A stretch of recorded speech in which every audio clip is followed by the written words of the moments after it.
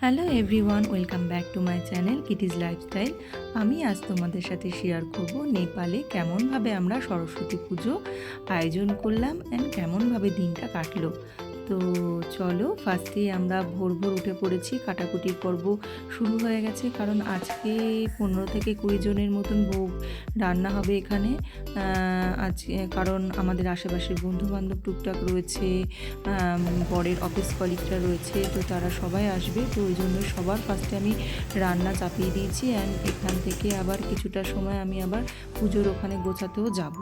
তো পুজোর গোছানো আমি কিছুটা কমপ্লিট করে দিয়েছি, আর বাকি আমার হাজবেন্ড আর তার সাথে ওরও অফিস কলিগ কাম ভাই, আর আমাদের পাশেই বাঙালি ফ্যামিলি ওরা থাকে। তো ওরা কিছুটা গুছিয়ে নেবে।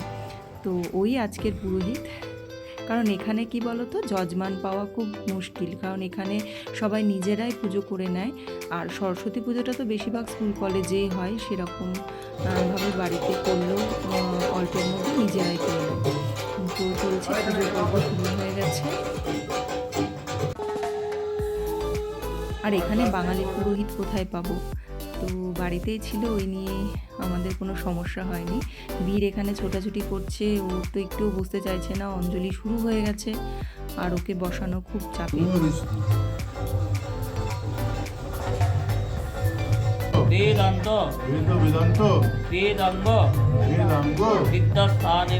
চলছে एव च एष सचन्दन बिल्वपत्र पुष्पाञ्जलि मत्स्यधारलेखन सहित नमो वैं सरस्वत्यै नमो 10 বার কিছুটা আরতি মায়া কাঠিটা ছিল জানামি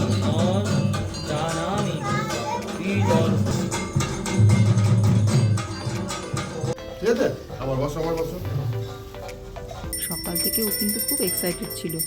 এবার আমাদের আরতি শুরু হয়ে গেছে, তো চলছে আরতি।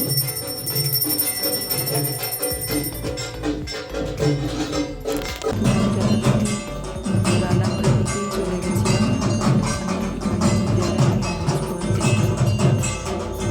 দিকেই টাইমলি হয়ে যায়, কারণ সবাই একটু তাড়াতাড়ি চলেও আসবে। তো এখানে কিছুটা রান্না আমি শেয়ার করে দিলাম, দেখে জানিও কেমন লাগলো তোমাদের। আসলে এরপরে আমার কুকিংটা কমপ্লিট করে বীরের স্কুল থেকে ইনভাইট করেছে প্যারেন্টসদের অ্যান্ড বেবিকে নিয়ে আসতে হবে। তো ওই জন্য বীরকে নিয়ে আমাদের স্কুলেও যেতে হবে, ওই কারণে তাড়াতাড়ি সম্ভব রান্নাটা কমপ্লিট করছি, কারণ স্কুল থেকে এসে আবার আমাদের যে গেস্ট নিমন্ত্রিত ছিল তারা চলেও আসবে।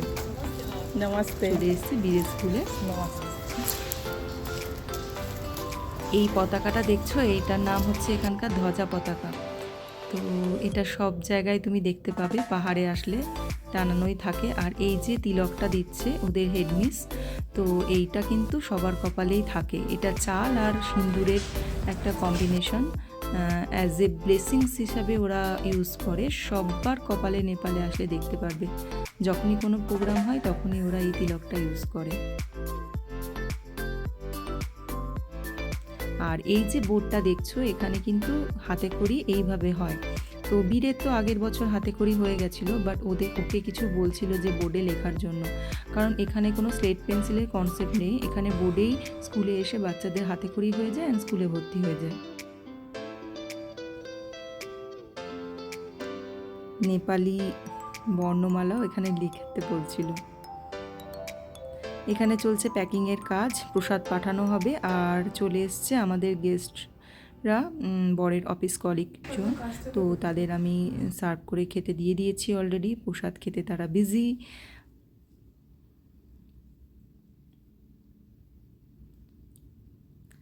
এইবার সবার লাস্টে বসেছি আমরা। তো সবাই কিন্তু খুব প্রশংসা করেছে বাঙালি রান্নার। তো এটা একটা বড় ব্যাপার, বড় অ্যাচিভমেন্ট হয়েছে আমার কাছে। তো আজকের জন্য এই ভিডিওটা এখানেই শেষ করছি। পরের ভিডিও দেখতে অবশ্যই চ্যানেলটা সাবস্ক্রাইব করে নিও।